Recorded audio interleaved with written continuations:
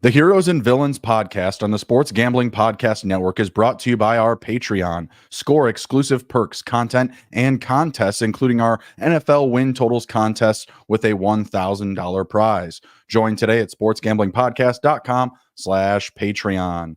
And we're also brought to you by Underdog Fantasy. Underdog Fantasy is offering you a chance to win $15 million in prizes via Best Ball Mania 4. Use promo code SGPN at Underdog Fantasy for a 100% deposit bonus up to $100. And we're also brought to you by DraftKings Sportsbook. Download the app now and use promo code SGP. New customers can score $200 in bonus bets instantly when they bet just $5 on any college football bet. Only on DraftKings Sportsbook with code SGP. And we're also brought to you by our college football bankroll challenge. Up to $3,000 is up for grabs. Get all the details over at sportsgamblingpodcast.com/bankroll.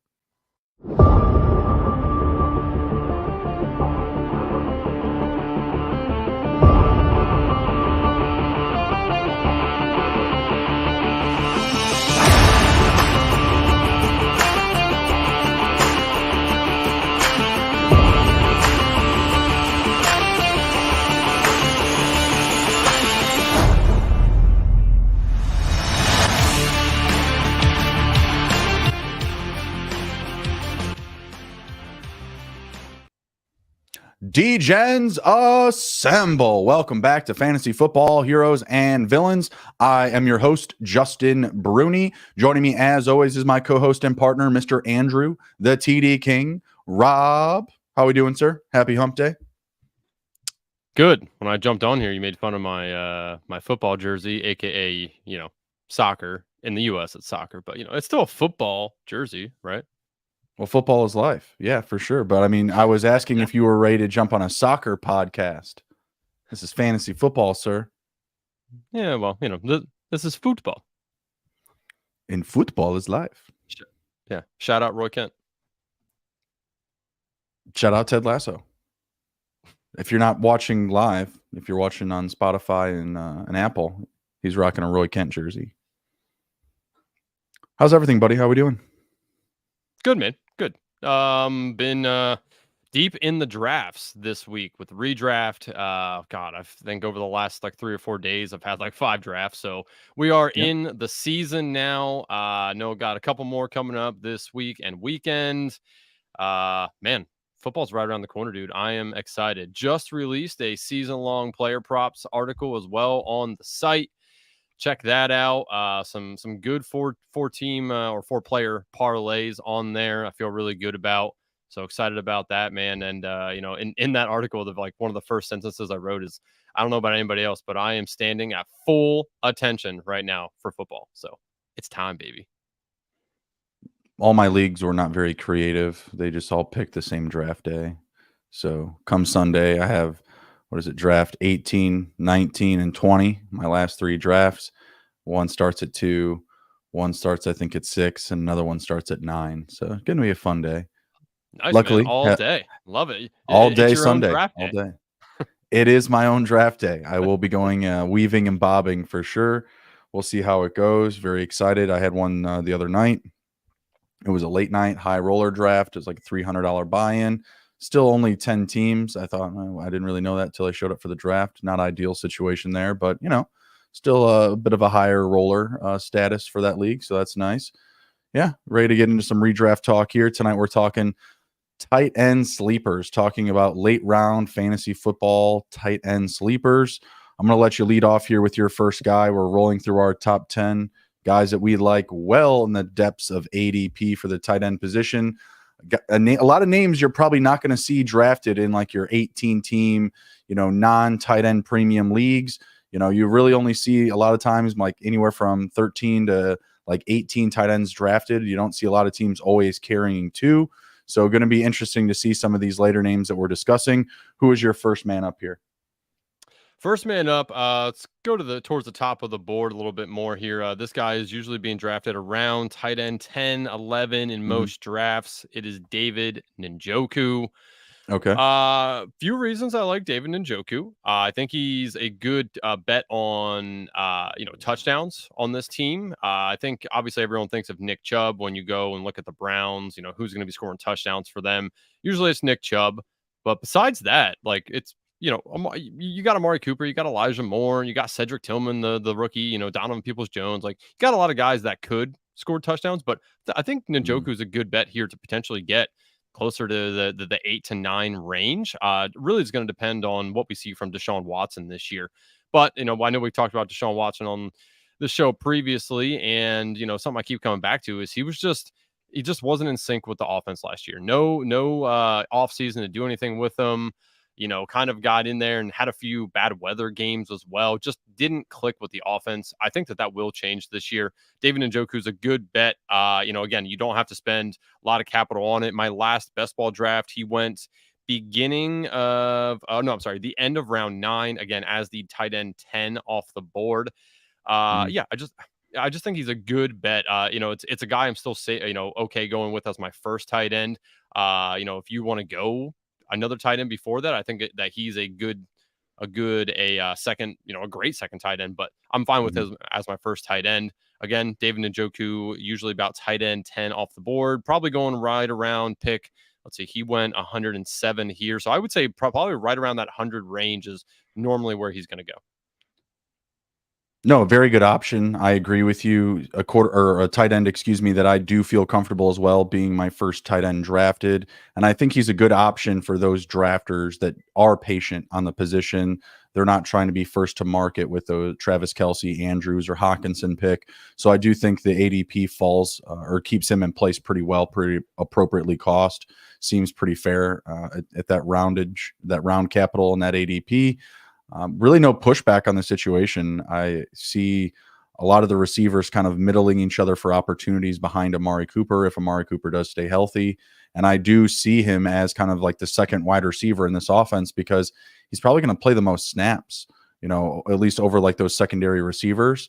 Probably won't play as many snaps as, say, Amari Cooper, but he will be on the field a lot. And I would say probably at the end of the year plays more snaps than Elijah Moore, than Donovan Peoples-Jones, just because he needs to be in those single tight end sets. He's got to be on the field to block. They're going to want to run a lot, and I think he's going to get rewarded because of that. So very good situation for him this year, and he's in again that nice little cost range where you've waited on tight end, you can splurge on him now, or at least back him up with a pick you may have made ahead of him if you're getting a little more aggressive on the position.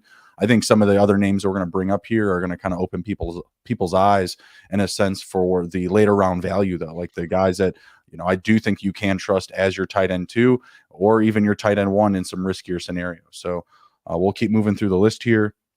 My first guy up is Tyler Conklin. 24% drafted on Underdog this offseason. I have a lot of him.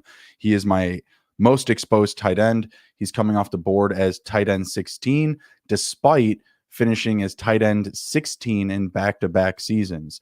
He now has an even a more improved offense. The offense was improved last year with the addition of Breece Hall, Garrett Wilson, and now you have Aaron Rodgers coming over, plus Allen Lazard. I think that there's enough weapons just to make the offense dangerous enough to keep this team in scoring territory and keep Tyler Conklin on the field. He was number 3 in routes ran at the tight end position, number 2 in true catch rate, and number 2 in total air yards. There's a lot of opportunity for him and the gain of efficiency that this offense is going to have with the upgrade of Aaron Rodgers. Even last year, he started off the season very well when they had Joe Flacco under center. And then when Zach Wilson came in, there was a big shift in his production. He started shooting down, less targets, less opportunities. So a lot of those numbers that I rattled off there are held up from kind of the start of last year, like when he looked, most promising with an older statesman in Joe Flacco. Aaron Rodgers, not a popular guy to throw to the tight end position a lot, but I feel like Tyler Conklin coming the end of this season, we're going to be comparing him to like Robert Tunyon's booming season. Like, you know what? We probably don't expect this to happen again, if these two aren't together. But, at come the end of the year, you're like, oh, this, kind of came out of nowhere. Like I said, tight end 26, even without Aaron Rodgers, that's still a value on the production that he's given you in the past 2 seasons. So I don't see why there can't be an argument for him to crack the top 12 with, a significant upgraded quarterback in one of the better quarterbacks to play the game in recent time.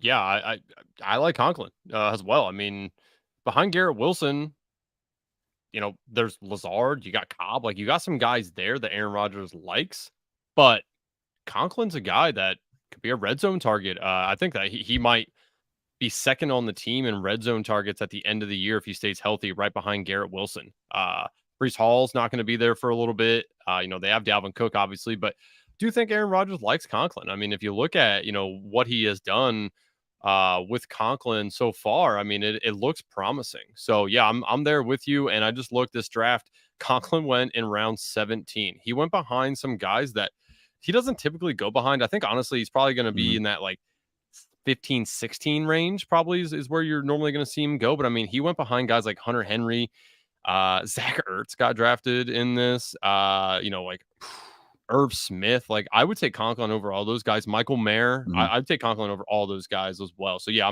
I'm with you there. I think Conklin is a competent tight end too. Yeah, it's just a very good situation that you're buying. It's a low cost capital, like you said, parked anywhere from round 15, 16 plus. It's a starter. He's a guy that doesn't have any competition for touches. He's going to be the tight end that plays the most snaps for the Jets this year. And they're going to be in a good situation where they're scoring more points than they have the previous 2 years. I can't see an opportunity where he doesn't excel from his previous ranking of tight end 16 and certainly outplays tight end 26 at that cost. Yeah, no, definitely. I'm on board with you there. All right, who's your next man up? Before we do that, let me tell the good people about a few things here real quick. College Football Bankroll Challenge is back, and to celebrate, SGPN is giving away a bunch of cash in our College Football Bankroll Challenge. It's free to enter, season-long contest, $1,000 to first, $500 to second, but the prize doubles to $2,000 and $1,000 if you're a Patreon for the college football season. Go to sportsgamblingpodcast.com/bankroll or click the link in the app. We also are brought to you here by DraftKings. College football fans, are you ready for week 1? DraftKings Sportsbook is hooking you up with a can't-miss offer to start the season strong. This week, new customers can bet just $5 on college football and score $200 in bonus bets instantly. Anything can happen in college football. Your team could go from unranked to dynasty mode in just a couple years. Change comes fast. The only thing that's a lock is the great offers from DraftKings Sportsbook. I was taking a look here, Justin, at some of the college spreads. Few I like. I'll be interested see if they move before kickoff. Would be Michigan State plays Central Michigan at home. Michigan State minus 14.5. I like that. I think people might see like, ooh, it's a little bit more than 2 touchdowns. Let's take it. I think Michigan State rolls Central Michigan here, as well as got to shout out my hometown team, Penn State, takes on West Virginia at 7:30 Saturday. They are minus 20.5. I like taking that as well. Penn State usually rolls beginning of the season, especially at home. West Virginia is not a team that they have been recently. So that's another one I like. But if you go over on DraftKings and take a look at all of the college games, there is a bunch to pick from. Life's more fun when you're in on the action. Download the DraftKings Sportsbook app now and use code SGP. New customers can score $200 instantly in bonus bets when they bet just $5 on college football. Only on DraftKings Sportsbook with code SGP. The crown is yours. Gambling problem? Call 1-800-GAMBLER. See DraftKings.com/sportsbook for details and state-specific responsible gambling resources. Bonus bets expire 7 days after issuance. Eligibility and deposit restrictions apply. Terms at sportsbook.draftkings.com/football terms. So the college football experience. That's where you need to go for your picks. Don't listen to me and Andrew. The college football experience. Yeah, no. College football experience is actually really cool. Colby's awesome. Love listening to them dive deep into the college weeds. It is definitely where I will be going before I actually place my bets. But those are two, that I do like here. So my second tight end up here is Sam Laporta. I really think this year we might turn the narrative on rookie tight ends. There's some rookie tight ends that are going late that have true interesting upside.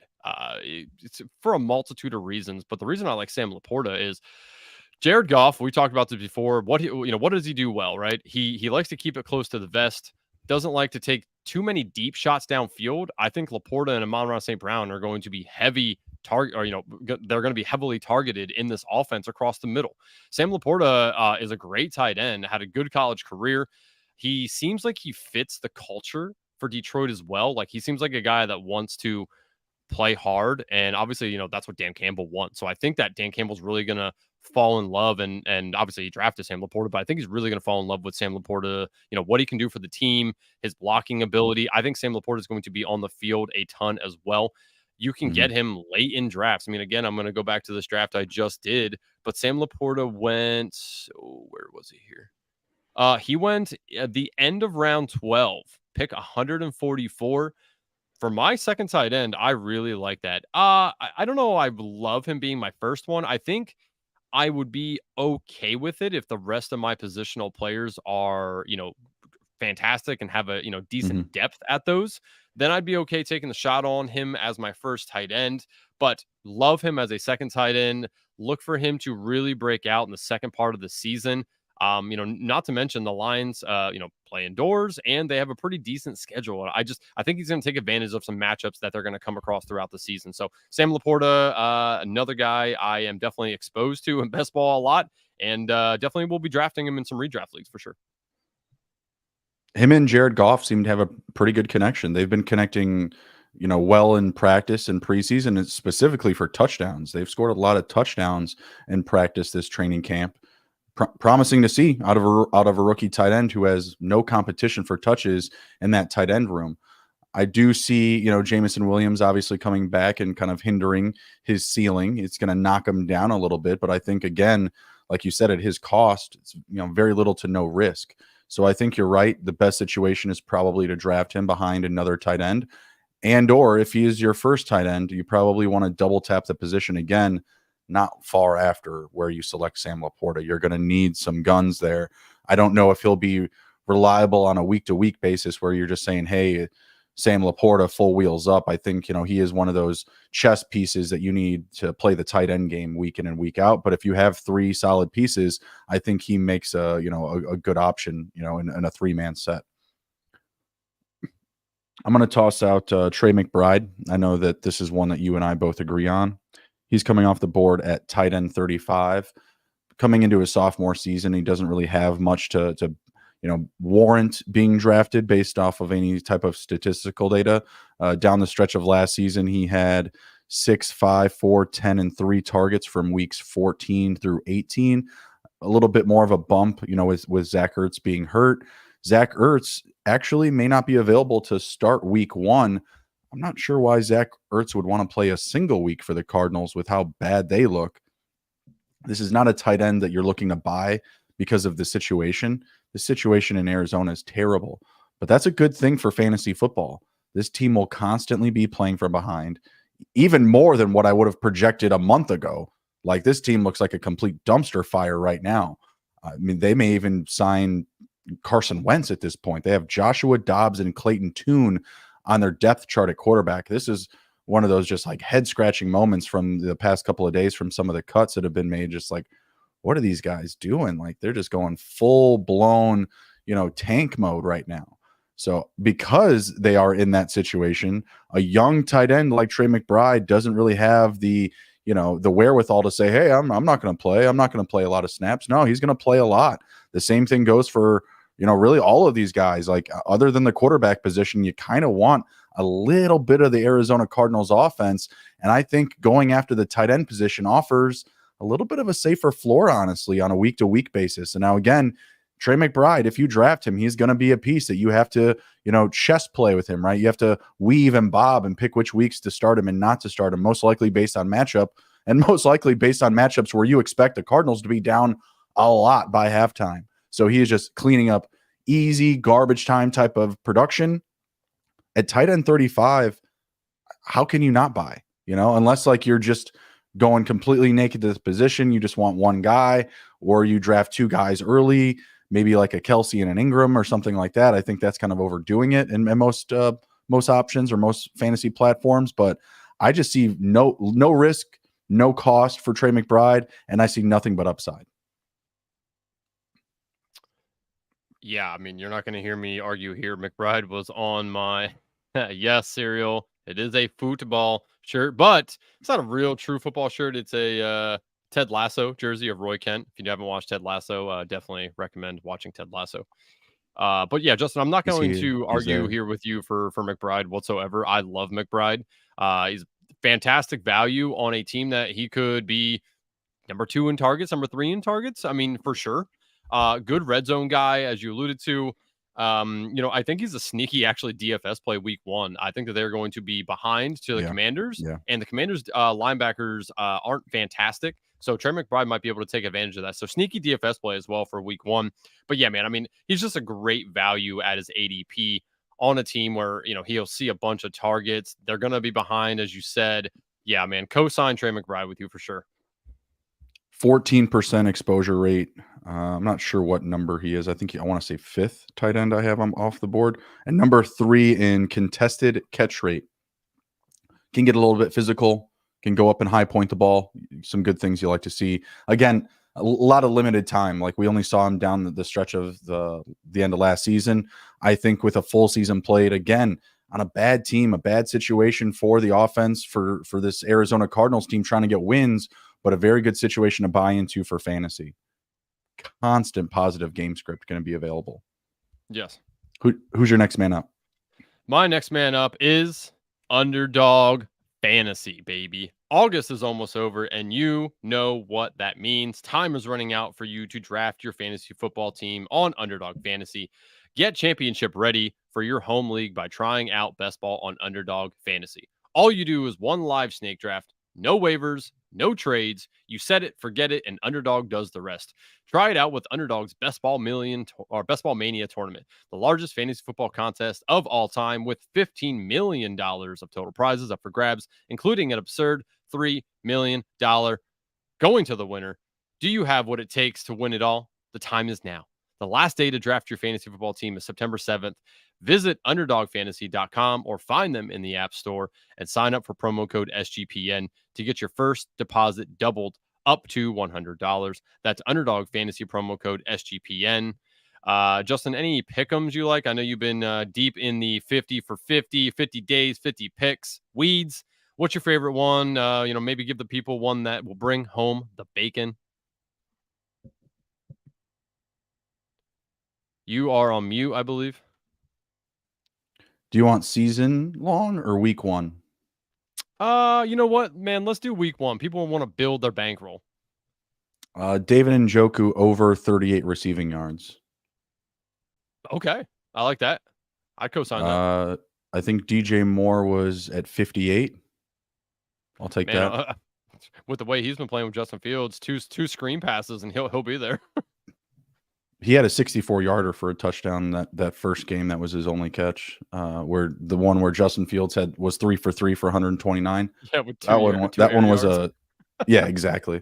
So that one was a 64-yarder, and yeah, what we've seen with him do after the catch, not just for the Bears this preseason, but in general in his career, like he is a fantastic after the catch guy. Great legs, great vision, awesome speed. Like he's just a great all around player. So very excited about him.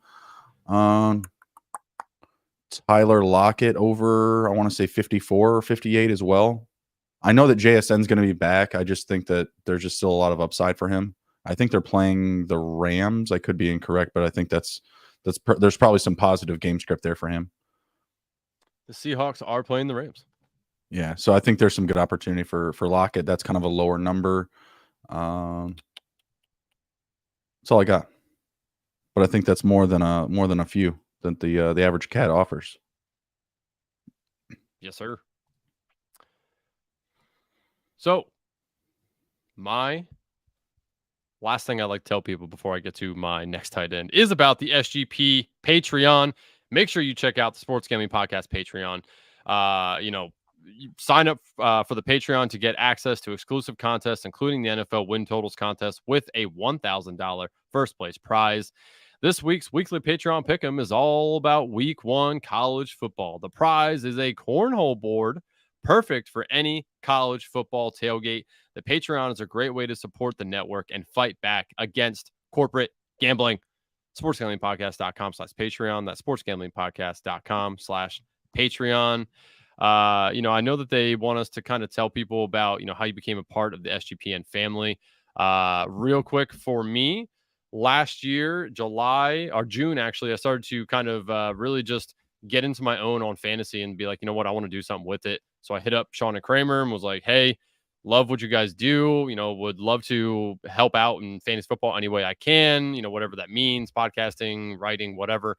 So they had me, kind of do some articles for them and liked what they saw. So brought me on and man, it's been awesome. But yeah, I mean, honestly, I was just a fan of the show and was listening to, they brought out the Fantasy Football Podcast a little bit before I joined, was listening to that. Had some ideas for it as well. So I came in kind of guns blazing a little bit and man, here we are. So happy to be a part of the SGPN family. And I know if anybody wants to know about how Sean and Kramer kind of started, that is in the Patreon as well. So join the Patreon so you can go ahead and listen to all those cool extra podcasts. Yes, sir. Yes, sir. Let's get into your next guy. Who do you got? Next guy, Dawson Knox. We've talked about this at length on multiple shows. Why is Dawson Knox going so late in the drafts? He is the tight end for the Buffalo Bills. Bring in Dalton Kincaid. Completely understand why people want to fade Knox, but until we really see that Kincaid's definitely just going to play in the tight end, slot, I just don't think that Knox should be going this late in the draft. I mean, he's going well behind guys that he outperformed last year. Just makes no sense to me on a team that wants to pass the ball a bunch, on a team that he scored 6 touchdowns last year, I believe. Yes, 6 touchdowns last year, 9 the year before that. And I understand the Kincaid thing. I really do. Everyone's probably like, well, it's Kincaid. He's brought in for a reason, right?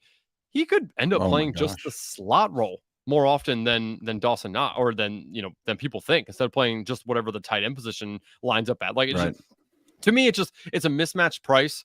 Definitely somebody I love as a tight end too. In best ball, you can get him as a tight end 3 if you really want to. Like, this guy's just going way too late for an awesome team with a great quarterback that's going to score points. So yeah, Dawson Knox, man. I think you will probably agree with me on this one, correct? Yeah, 1,000%. So Dalton Kincaid is coming off the board as tight end 11. 11. It's far too expensive for a guy that's not even first on the depth chart at his position. Dawson Knox, tight end 24 off the board. First tight end on the roster for the depth chart.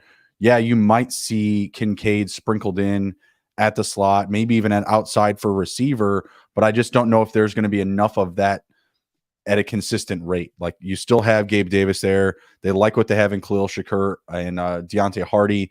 You're going to see James Cook involved in the passing game, and you're still going to have, Josh Allen running the ball. Like, there's still a lot of mouths to feed in this offense.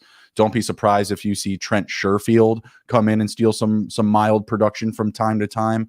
So there's a lot of mouths to feed here, and I just see Dalton Kincaid kind of getting middled production along with those secondary receivers in Gabe Davis, Shakir, Sherfield, and Deontay Hardy. And then also, James Cook as well. Like, he'll probably get mixed into the passing game. I like Dawson Knox. I still think he's a boom or bust type of tight end because of the presence of Kincaid and some of these other guys. Personally, for me, I want to avoid both of them because, one, Knox isn't expensive. So I feel like, hey, I want to buy in on that, right? Like, you have the starting tight end going at tight end 24. This is a very good situation to buy into with a really good offense. But at the same time, his ceiling is held back because of Kincaid and some of these other guys. Like, I do see there being some multi-touchdown weeks available for Knox. I just think it's going to be harder to predict what weeks to start him and what weeks to bench him. So for me, I would stay away from both. But if I'm betting between the two, who I prefer, especially at their cost, it's Dawson Knox 10 out of 10 times easy. Yes, sir. Let's shift over to let's go with Jake Ferguson. I think Serial was in the chat. He was asking about Jake Ferguson. Jake Ferguson is coming off the board at tight end 19. I have about 9.6% of him. Feel really good about him this season. I mean, this is another situation where you're getting a starter at the position at a significant value. Tight end 19 and an offense that I think needs to make up for some vacated targets from Dalton Schultz. Dak Prescott likes to throw to the tight end position. Again, there's no overwhelming stats that back up, drafting Ferguson with any priority. But I think what you're buying into is a situation where he can have anywhere from 5 to 6 targets a week. And he also could get some high value targets. But other than Tony Pollard, like, who is the big red zone threat on this Dallas Cowboys roster? Sure, it could be CeeDee Lamb, but he gets a little bit more premier coverage in the red zone. And I'm not going to say he's lanky, but he's like slimmer. He's a more slim athletic build. He's not that like big body target. And Ferguson, I think, could swing into more of what we saw from like a Jason Witten type of role, where you're getting a guy that can play well off of the play action. He can stay on the field more than a Dalton Schultz because he can block. He'll play a lot of snaps because of that. My only pushback on him is Brandon Cooks. Like, they actually upgraded that secondary receiver position.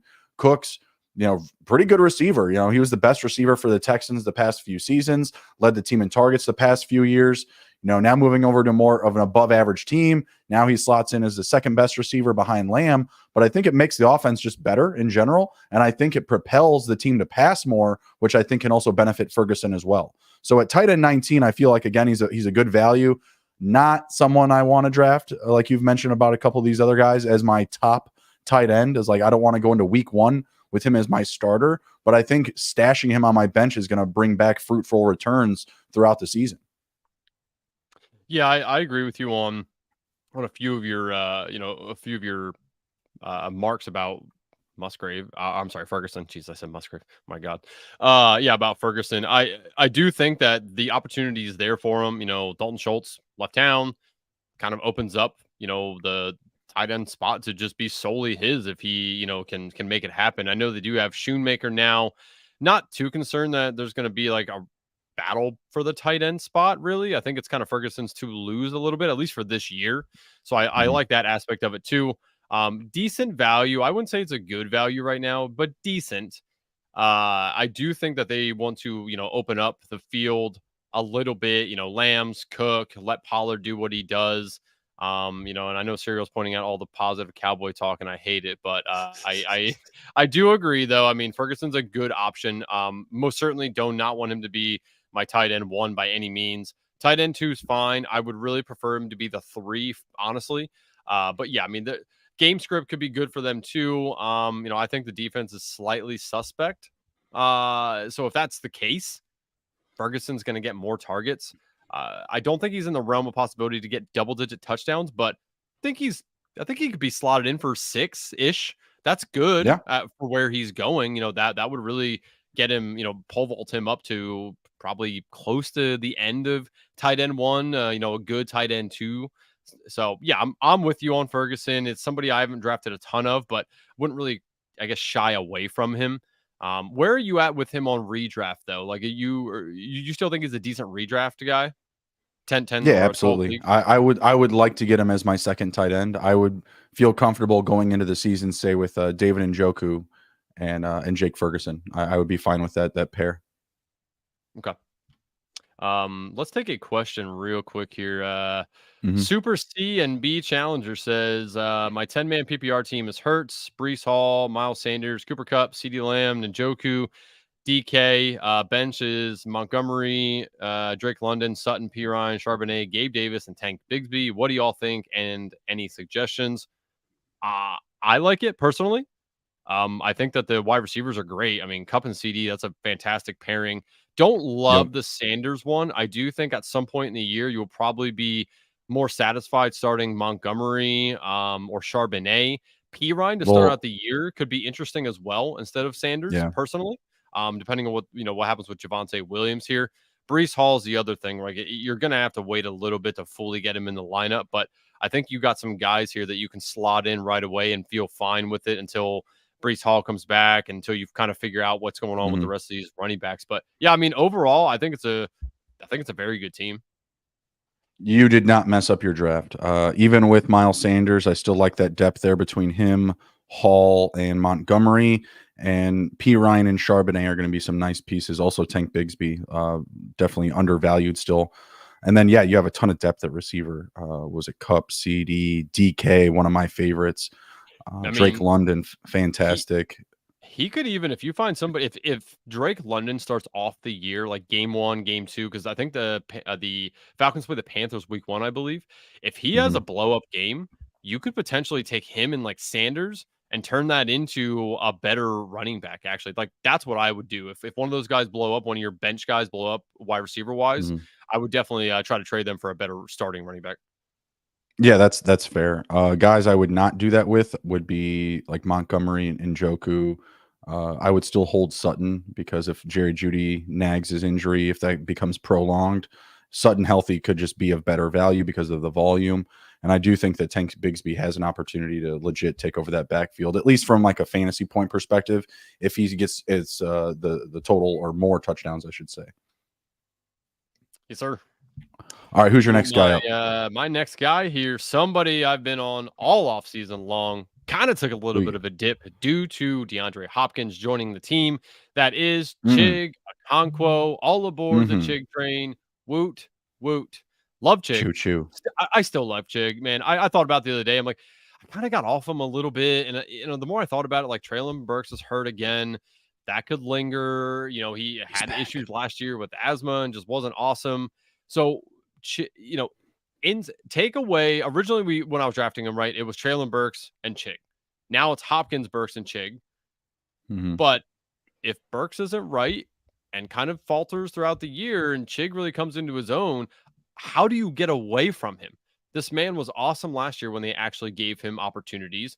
I've thrown this stat out before that if you take his 7-game pace where he was actually starting to be truly involved in the offense, add it to a full season, he would have finished as tight end 6. I think that his opportunities could hinder him a little bit, but if he gets more than what Mm. people think he could in this offense, I think that that's where you see him potentially finish as a tight end 1. He's Mhm. really fallen down the board now after the DeAndre Hopkins trade. So I think it's even a better value now to go get him, especially in best ball. Redraft, I still feel good about him as well. Hopefully, tight end 2 earlier in the season, I would have said I would have been fine with a tight end 1, but I do think he's a very good tight end 2 with good upside, especially if Traylon Burks' injury lingers a little bit, or let's Mhm. say the Yeti himself, Derrick Henry, gets hurt, which he normally doesn't. Hey, But man, this dude has a lot of. If he hey, would get hurt, I'm not saying he's knock going on to, wood. but he has a lot of wear and tear on the body. So something like that happens, and they have to rely on the rookie, Spears at running backs. I just think that there's multiple avenues where or where Chig can get more opportunities, and if that happens, he could be a very good tight end. Traylon Burks, he's back. He's back on the field. Bless that man. Bless that man. Yeah. But I do still like Chig. I think you are getting a bit of a dip. There is more value now with the addition of DeAndre Hopkins. I really everything that you've just said, I agree with you. Like obviously the situation not as good because of Hopkins, but season long, I think there could be a narrative where he winds up being one of the better pass catchers for the team based on injury. Whether it is Traylon Burks, maybe DeAndre Hopkins gets hurt again. Kyle Phillips isn't very healthy right now. There's not a ton of depth once some of these dominoes start to fall from the starters, whether again it be Hopkins or Burks, and Burks is already banged up, even if he is back at practice. We're not going to mention a potential Derrick Henry injury because if he gets hurt, then I am not winning $3 million. I need Derrick Henry to have a generational running back season for his age. That's for certain. I'm asking a lot out of him, I know. But I also have a fair amount of Chig, and that's because I was also with you on the Chig train, chew, chew, all off season long. And I have begun to fade him absolutely since the Hopkins signing, just because even at his value where he's being drafted, I'm still drafting a lot of the guys that we're talking about tonight after him and a lot of 3 tight end builds. So obviously for redraft, you're probably not doing a lot of 3 tight end builds unless it's a deeper format or it's tight end premium, in which case, all the guys that we're talking about, they get steamed up the board for sure. Um, but when it comes to him, I think that you are getting in a good situation still. Good player, not as good a situation, but an improved offense from last year, and he'll play all the games. Who do you got next? Let's go with you like to hate on him. Let's go with Dalton Schultz. Very good situation down in Houston. Could very well lead the team in targets. I don't think that's an impossible, task. I don't think that's a crazy statement to make. When you look at the receivers there, Nico Collins, Tank Dell, Robert Woods, Xavier Hutchinson, what was it? Nico Brown, Noah Brown. Noah Brown came over from the Cowboys. Yeah, Noah Brown came over from the Cowboys. Just a lot of underwhelming names. I know you and I both love Nico Collins, who probably does wind up leading the team in targets, but I don't think Dalton Schultz is very far behind, if not pushing for the most targets each week. I think that he can easily get 7 to 8 targets a week in an offense that will be playing from behind, that will prioritize the run and play action type of play calling, that's going to benefit a growing CJ Stroud, not having to take risky throws downfield, throwing to a lower A-dot tight end in Dalton Schultz, and just a tight end that likes to catch the ball and is used as such.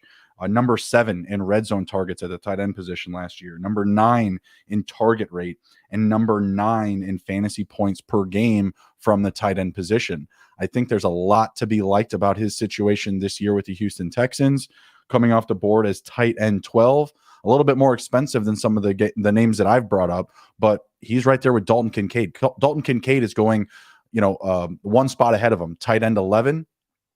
The situation for Schultz is 8 times better, 10 times better. He has no competition for snaps. He's going to be like literally leading the team potentially in targets. I just don't see a bad reality for Dalton Schultz this season. So this will be the first one I have a little bit of pushback on with you here. I do like Schultz. I like that he's a talented receiver that should benefit from like some checkdowns from Stroud. I think that's an organic thing that happens when you have a new QB or you have a backup QB coming in, right? They usually tend to lean on the tight ends a little bit. So I do like that aspect of it. But this team feels like a team that wants to run first if possible. The other thing is, they have Nico Collins, they have John Mechie, they have, Tank Dell. Like they have some other guys that I think could surprise some people with their pass catching ability. So I worry that Schultz's opportunities might be lower than you're thinking that they could be.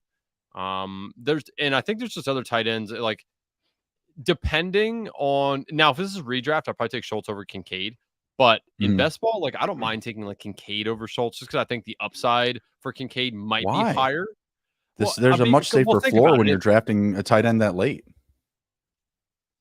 Yeah, but like for the Kincaid versus Schultz argument here is if we're wrong about Knox, right? If he's just not what he was and Kincaid overtakes it, wouldn't you rather have if you knew Kincaid was going to be the starter, wouldn't you rather have Kincaid over Schultz just due to the offenses?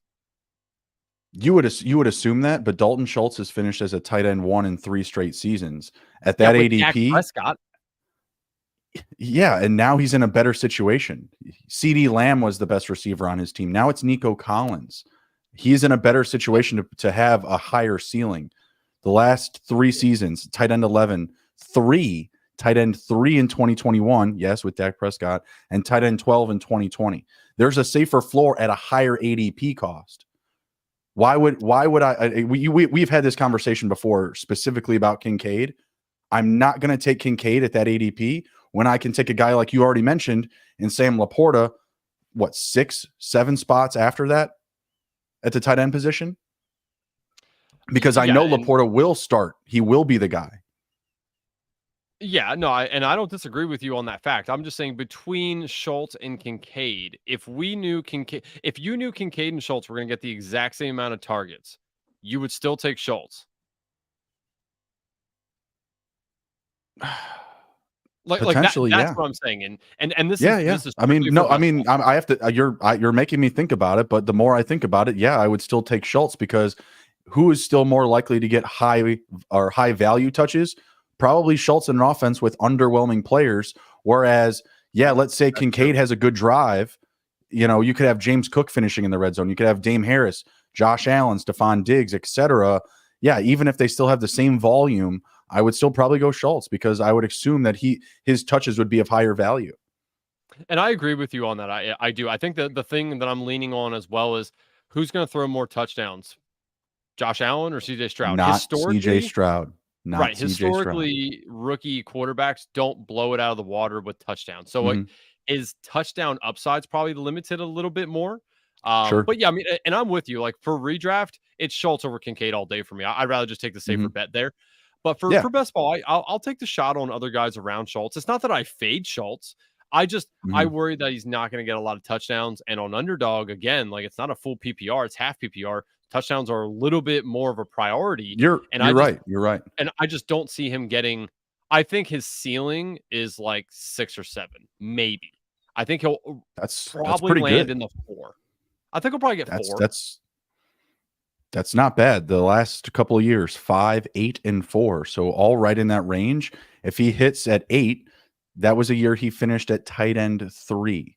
So if he finishes with 7 in a situation with the Houston Texans where he can at least be a top 2 guy as far as total targets goes, I think it's a very good situation that could propel him at least to the top 10, top 8. Obviously, he's being valued like that at tight end 12. But again, for me, even in best ball, it's all Dalton Schultz over Kincaid. I have very few shares of Kincaid. I have 16% of Dalton Schultz. Much better situation, in my opinion. Okay. All right, who's your next guy up here? Getting caught up with Schultzy. My next guy up here is Gerald Everett. A few things need to break his way for him to truly have a breakout season, a good About sleeper 3 season. Yeah, there's a few things that need to go his way. 2 things I really like about Everett, though, is one, his usage last year was very encouraging. He was used a lot, especially towards the red zone. It seemed like Herbert knew that he could kind of rely on Everett a little bit. The other thing that I like about Everett is that now they have a new offensive coordinator. Your Dak Schultz guy who created Dak Schultz or Dalton Schultz is now Kellen Moore over with the Los Angeles Chargers. That bodes well for Gerald Everett, right? Like it seems to me that it's a high powered offense, good tight end. He's reliable, has a new offensive coordinator that's probably going to use the tight end a little bit more than they even did last year. The downfalls for him are he's definitely at least 4th best on the team behind Quentin Johnston, Keenan Allen, and Mike Williams. And I guess Austin Eckler too, right? Like, so yeah, I mean, maybe 5, right? So, but I do think he's going to have a few spike weeks where he gets 50, 60, 70 yards and a touchdown, potentially 2 touchdown weeks. Like that's in the realm of possibility for him, especially with Herbert at the helm, who, we believe could end up being a top 3 quarterback at the end of the season if fantasy points scored. I will take a shot on the tight end in that system with a ever growing quarterback who is just fantastic all around. So it's a guy I'm worth taking a shot on in both best ball and redraft, but really love him in best ball when I don't have to figure out which weeks he's gonna have those 2 touchdowns. Thinking of a tight end. What was his name? Thomas? Logan. The guy with no, not Logan Thomas. The one that was with Peyton Manning and he absolutely went off in Denver. Oh, no. That's not Demaryius Thomas. It's oh my god. Yeah, I know who you're talking about. Jesus.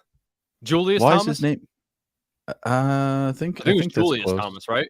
Chat, help us out here. Is it Julius Thomas? I think you're right. I think it was. Yeah. Julius Thomas. That's who it was.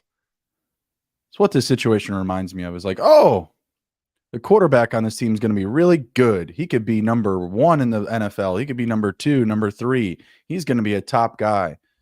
The offense is going to do well. So I'll take the tight end from that offense. I just think that conversation there about the guys ahead of him on the pecking order, I don't know. It's not a situation where I'm trying to buy into with volume.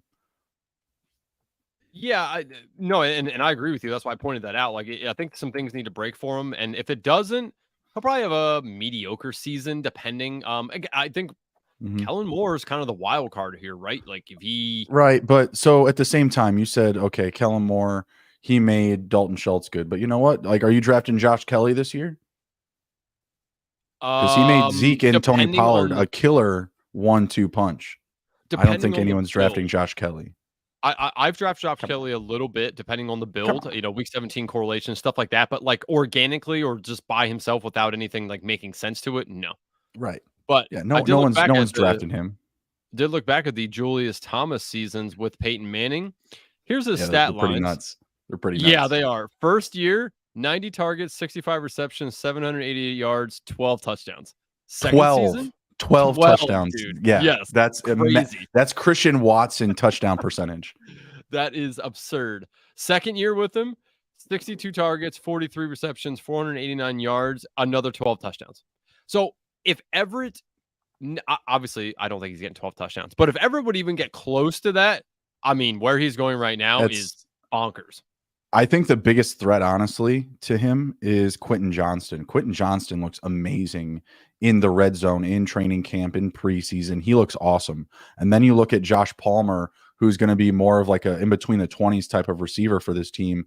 He's listed as a number 3 guy right now. Like, he is ahead of Quentin Johnston, and I see them using Johnston to more of like the scoring territory where he can make a bigger difference. Like, when they get into that red zone, there's less of a need for Palmer and more of a need for Johnston, even for just blocking opportunities. So, and then obviously Keenan Allen, Mike Williams, which could be dominoes that fall. We've seen those guys get hurt. And once they do, I think you're right, Everett becomes an immense value. Without one of these injuries, though, I just don't see it. Yeah, and exactly, like you just pointed out, the 2 guys that could potentially probably have the biggest injury scares would be Keenan Allen due to age and because he was hurt last year, and Mike Williams because, again, this man has a hard time landing on his feet correctly, always falls on his damn back and shit. So it just, yeah, there's a realm where Gerald Everett really pays off at his ADP, but definitely some dominoes need to fall. But I'll take the shot on the offense. That's fair. That's fair. To me, I'm going to wait for him to pop off the waiver wire. I think that's where I'll be able to get him this year. All right, next man up. I have Mr. Tyler Higbee with the Rams. Finished as tight end 6 last year, tight end 14 the year prior. Coming off the board as tight end 13. Feels like a very good value to me.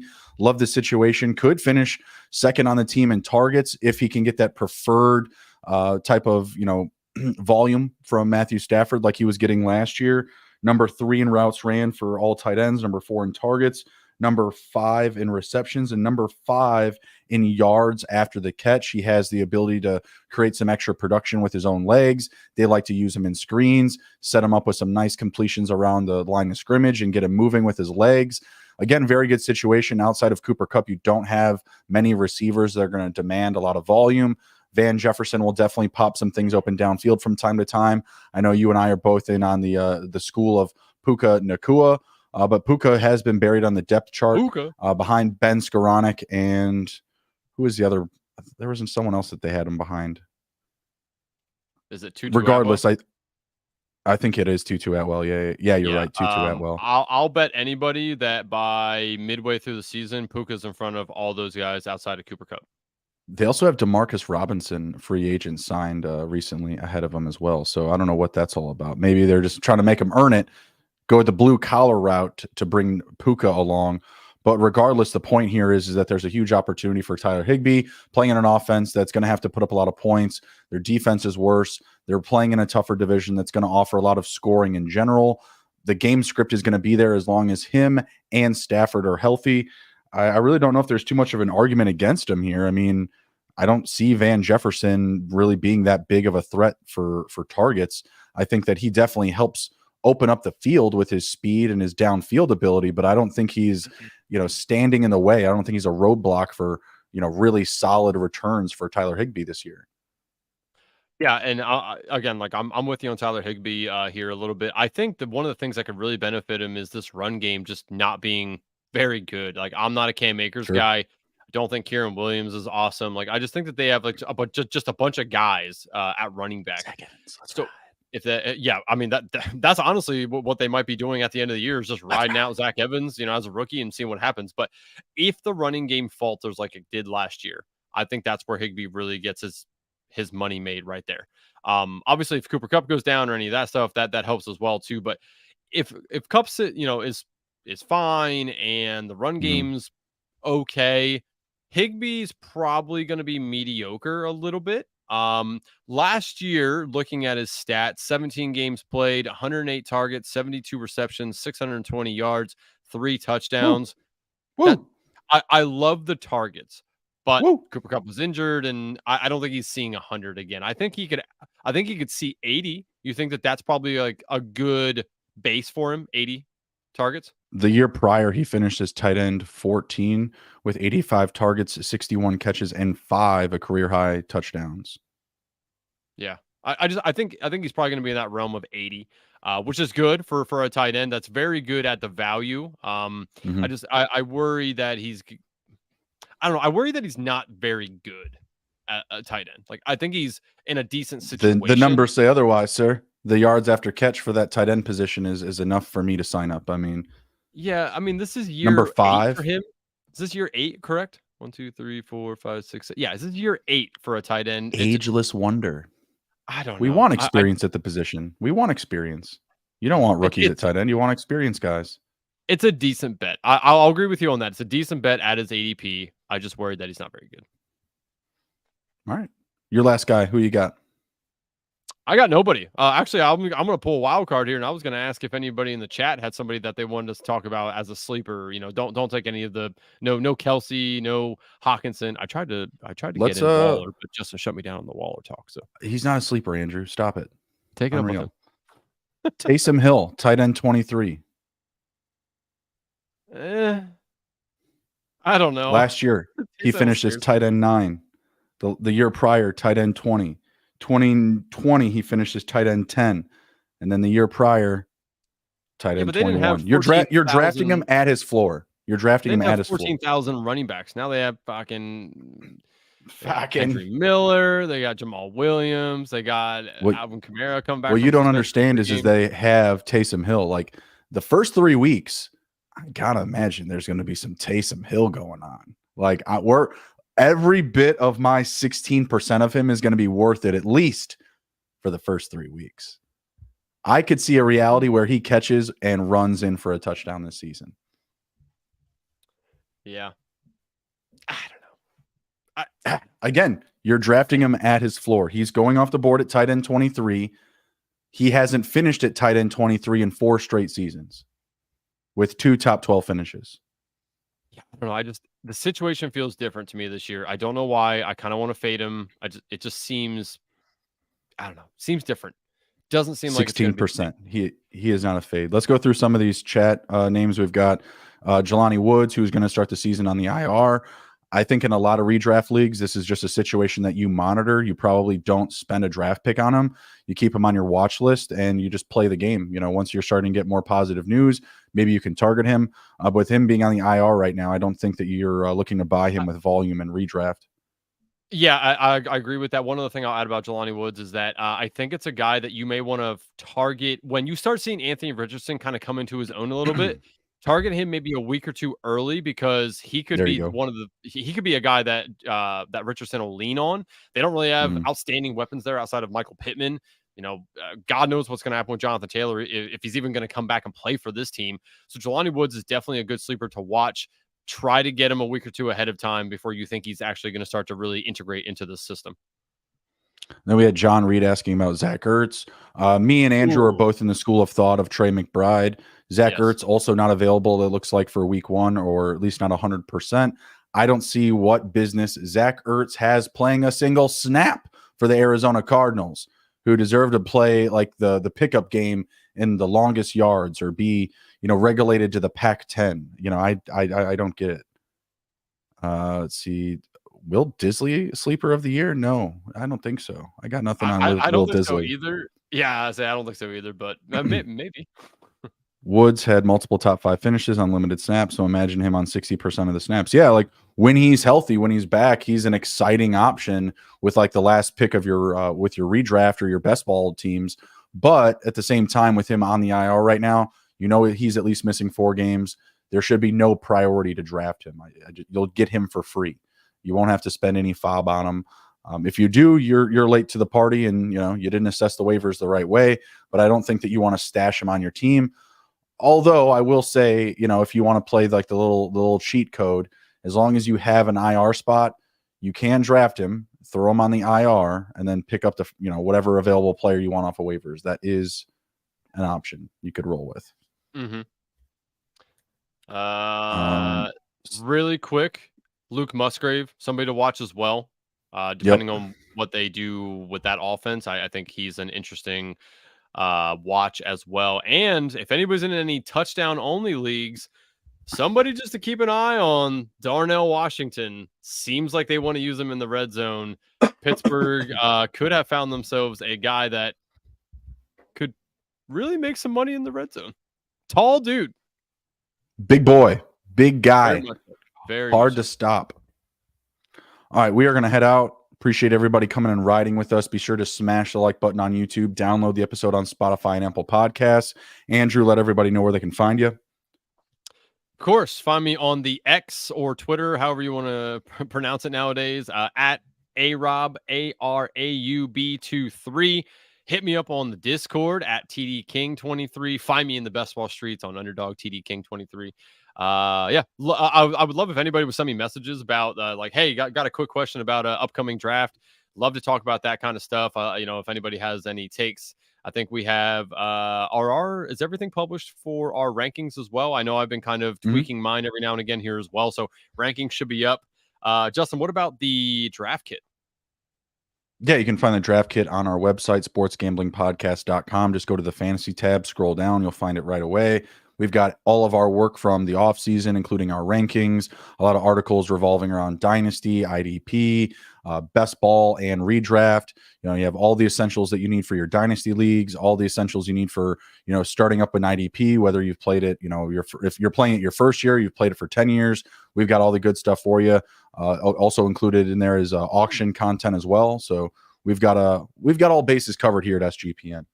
If anybody's in a guillotine league and hasn't done their draft yet and wants some tips or strategies for that, hit me up. I've been doing a guillotine league for 3 or 4 years now, and I feel like I've really got a good bearing on it now, how to kind of play that. So if anybody has any questions on a guillotine league, hit me up. If you want foot photos, they are available for me. They are for sale. I'm starting a side hustle at SGPNJB. Just get in my DMs. I'm not cheap. That's all I'm going to say is I'm not cheap, but these feet are huge. So that's all I got. All right. Take care. Be well. Be good. If you can't be good at it. We'll see.